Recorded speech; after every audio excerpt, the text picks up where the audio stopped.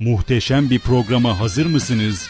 8 Haziran Pazar günü saat 3 ile 11 arasında Sivas Koyulisar Akseki Akpınar Köyü köy eğlencesine tüm halkımız davetlidir. Müzik, eğlence ve kültürel faaliyetlerin olacağı programımıza konuk sanatçı olarak Türk halk müziğinin sevilen sesi Ramazan Kaya eşlik edecektir.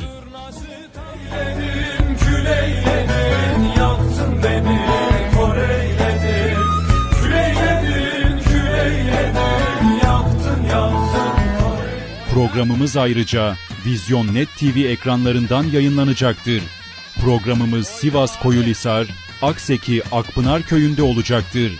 Kültürün ve sanatın, eğlencenin buluştuğu bu programda siz dostlarımızı aramızda görmekten mutluluk duyarız.